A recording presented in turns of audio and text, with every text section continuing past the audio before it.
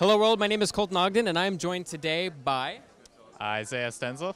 here at the CS50 fair at Yale. What year are you, Isaiah? I'm a first year. Awesome. And you've taken CS50. Was this your first year taking CS50? Doing any computer science, programming? I had an interest in high school, but only a little bit of Python, but no actual programming experience. Okay, awesome. And then show us what you built today here. What's it called? What's it about? Yeah, so I made a website called LunchLink that lets Yale students randomly get lunch together.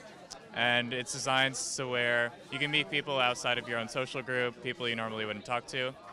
And you can log on and create an account. It's currently an opt-in service, so it doesn't sample from all of Yale's people yet. That's a future goal for it. And currently when you go on, you can make your profile and update your profile information with like your class year, your college, and your major. And it'll tell you how complete your profile is as well. And then to find a link, or to have like a lunch link, you can click here or up here. And you can filter by those fields. So let's say you're nervous and only want to meet other first years or people in your college. So like I'm in Murray, and then find a lunch link. I've linked with Lemurs. And that's just the person's username. If they were to log in, they would actually see they're linked with you. And currently, this is where it is. You can only say finish this lunch. In theory, you can't actually communicate with them in person or over the app. But in the future, I want to make it to where at that point, it would send an email to the person. And you can communicate through that email anonymously to where you actually don't know anything about this person besides their username up until the point you meet.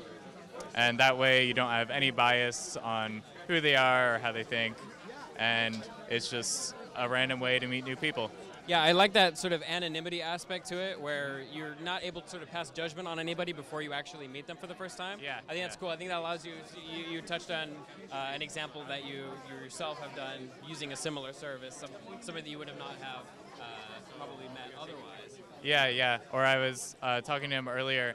This is inspired by basically doing this process manually. Me and a couple friends decided, like using the Yale Facebook, to randomly choose people for each other and just send them an email. And of course you could see their email field and know their name. So it's slightly biased, but besides that, it was entirely don't know who they are. And I actually matched with Berkeley's writing tutors in her 60s. And it was a really fun, interesting, like hour-long lunch. Yeah, something that you probably wouldn't organically happen as easily as, say, meeting other freshmen or sophomores necessarily. Yeah, I would never actually run into that situation. Yeah. Let's talk about the stack that you've built this website on. So what is this implemented in? It used CS50's IDE environment, and it just uses Python along with like HTML pages and some JavaScript to have like interactive things. So essentially sort of the CS50 finance stack, more or less, with and Flask. It uses like Flask and the SQL database. Like when you make and register an account, it's added to that database. The one thing that I noticed that I thought was really cool was taking adding new feature to it that we didn't teach in CS50, that being this progress bar here. We don't really necessarily teach that, but it's a bootstrap component that you went out and found and integrated into your website as by just figuring out which of the 3 fields of a user's registration are null, and then you calculating a percentage, displaying that percentage here, and then when they fill out, it gets updated. It's cool, going to the next step, right? Yeah, and this is actually one of the easiest things for me to do. Like I was telling someone earlier that just making 2 columns was super difficult, but like doing the bootstrap updated progress bar, you just use like some Jinjud in the HTML itself and just do a little simple math and it's done. Yeah, they make it super easy. Do you see yourself continuing to take more CS classes in the future? I might take some more CS classes.